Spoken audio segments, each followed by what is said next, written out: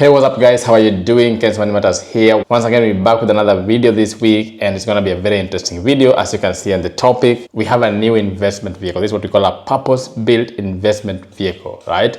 Special purpose investment vehicle. So this is a very different kind of investment from some of the investments we discussed before. We're going to go through it. We want to see what are some of the details about this and if it's something that they should be looking into.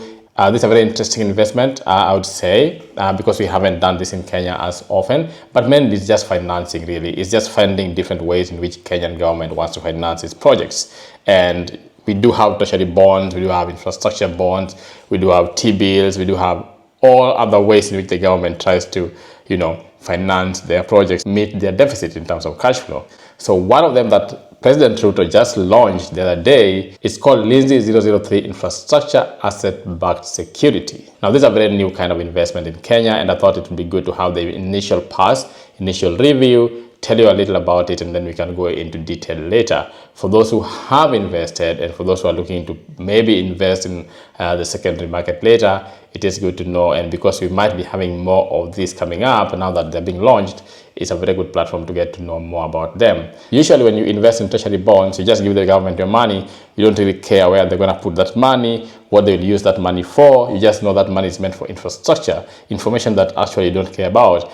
Because at the end of the day, you know that you give the government your money and they need to give you back that money with a particular interest rate at a particular time period. And you don't want to be involved in the details, in the details of how that is going to be raised, how the government is going to pay that money and that interest over time. That's not your business. I gave you my money. You said it's for infrastructure. I don't know what kind of infrastructure. That's your business.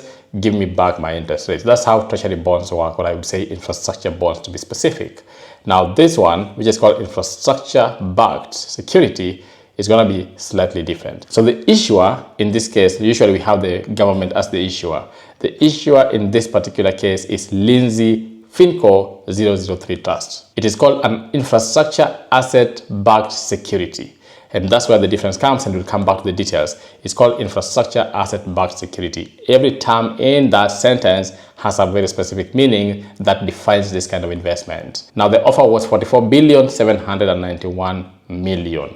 They got a subscription of over 44,800 million. That was just over 100% subscription. The period for sale of this particular note, which was being offered, it was being offered as a note, has ended. It was ending on 30th of June 2025, and they did announce that the performance was at over 100%, 100.1%, meaning there was oversubscription of this particular note. And of course, investors now will be allotted these notes on a pro rata basis. They have given this an AA rating. Every kind of credit facility is given a particular rating depending on how secure it is or the amount of risk you're taking. So usually we have the Moody rating. We have different agencies or institutions that gives these credit facilities A ratings. And this one has been given an AA rating, which is one of the best ratings. And this was given an AA rating. I will tell you the institutions that gave it the AA rating. I don't have that on the screen, but yes, I will tell you which specific institution was involved in that, not the Moody that usually does the international ones. But yes, this was given AA rating because of the asset-backed bit. I'll talk about that in a few minutes. Now, the return, which is what you care about as an investor, is 15.04% per annum. So you're going to be earning a fixed income of 15.04% per annum. The tenure of this particular one will be 15 years. So it means, looking at it from now, we're looking at 2040 maturity period. I've mentioned already the received total base of 44,800 million, just a little bit over 100% subscription rate. Then they've given you the details of when you're supposed to upload your CDS account, do the settlement payment, and the listing dates. Very straightforward. Now, these are some of the specific details you'd want to know about this particular asset. You want to know who is issuing it, you want to know the rating, you want to know the return, you want to know the period, you want to know how long you're going to have it for, you want to know when it went on sale, you want to know when you want to do your settlement, you want to know all these details about this particular issue. Anyways, now let's go to other information that you'd like to know about this investment before then I give my opinion. Now, these particular secured notes have been issued to help in the building of Talanta Sports Complex. Now, this is one of the things that President Ruto has been talking about for a long time, building of the Atlanta Sports Complex, which is supposed to merge Kasarani. They are saying since Kasarani, we haven't had this kind of stadium being built before. So this is actually the reason they are raising money. This is basically an asset financing model whereby they are going to raise money from this particular investment and pay you in interest. So the main reason why they have issued this particular note is to support the building of the Atlanta Sports Complex. Very important to know, because once that stadium is built, the money that comes from that stadium is what's going to fund your interest. So your money is going to be coming from this asset. When you talk about infrastructure asset-backed security, this is the infrastructure we're talking about, and this is the asset we're talking about in that case. And that's what's making this different. It's very specific to the infrastructure it's going to build, and very specific to where the money is going to come from that you will be paid. So in this case, the money is going to be coming from this particular Linzi Sports Complex that's going to be built.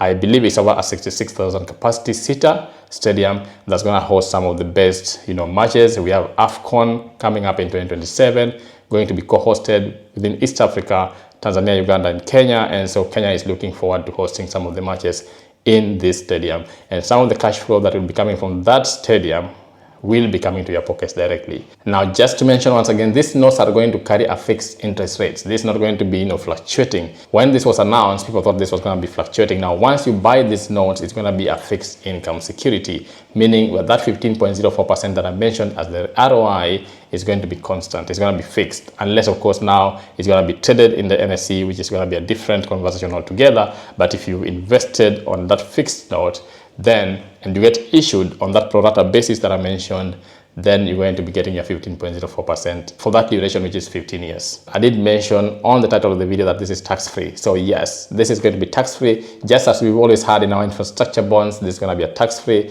because it's going to be on an infrastructure-based financing, meaning you are secured by that underlying infrastructure. So yes, you will be safe in that sense. You won't have to pay taxes. If you're getting your 15.0%, that's all you're going to be getting into your pocket. So there's no taxes on this one. Very important to note for those who don't want to pay taxes, especially when investing in this kind of fixed income securities. If you can't get the cash flow from the asset itself, then the national exchequer will come in and hopefully pay. Now, I like that layer of security, but again, we know the government of Kenya and how it is sometimes.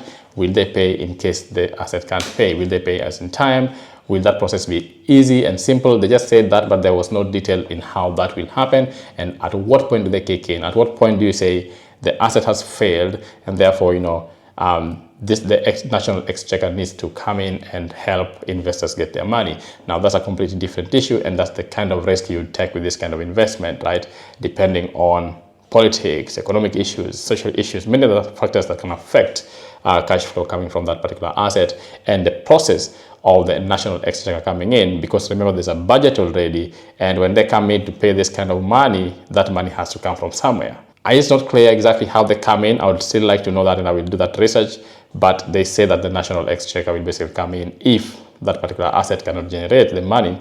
You need to make sure that you get your interests. Now, just to give you a few parties involved in this process, the issuance is structured by Liaison Financial Services, KCB Investment Bank, CPF Capital, Ernst & Young are the auditors, and KN Law LLP is the one ensuring full regulatory compliance in this case. So in terms of compliance, in terms of regulatory structures, this is sound. I've looked at all that and it's all good. Now, like I mentioned, the securitization bit, how you make something security-based, securitization bit, is because they are pulling in assets, and in this case, the asset being pulled is just this particular, complex that they're gonna build. But usually, how you securitize something is you pull together assets, or you pull together receivables, which are just payments, another term for payments.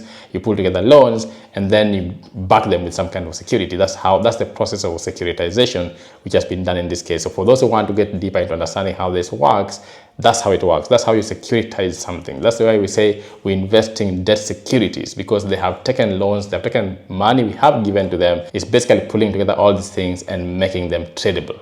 That's it. It's as simple as that. It's not something complex. So in this case, what they have done is basically they have put the securitization process in what we call an SPV, a special purpose vehicle, in that, or a trust. Usually some people do that within a trust. So that pool is being taken into a SPV, which is a special purpose vehicle. And then from that special purpose vehicle is then offered security notes. Now, these security notes are supposed now to give you that that surety that once that money comes from that particular asset, then you're supposed to be paid directly. Now that's when we say it's an asset-backed security, because in that sense, the money coming from that particular asset, which has been put under a trust, or sometimes in an SPV, like in this case, an SPV is supposed to then pay you that money. So the payment of that principal and the interest is directly and primarily dependent on the cash flow generated by that particular asset. That's why we call it asset-backed security. Now, hopefully this gives you a broader view of this particular investment. We're looking at a return of 15%, and I know that's what you care so much about. So let me know if you want to get into more details. We can get into more details of how this process actually works,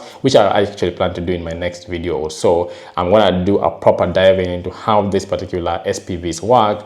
What do we mean when we say it's infrastructure asset-based? Because in this case, it's a very specific infrastructure. We want to look at the risks in the next video. So stay tuned for the next video and let me know if you want me to cover something specific in that next video. But for now, I hope this gives you a clear picture of what this investment is. And if you want to start investing, maybe there's something to think about. What do you think about it? What do you think about this investment, which is now happening in Kenya, this financing model that I'm coming up with?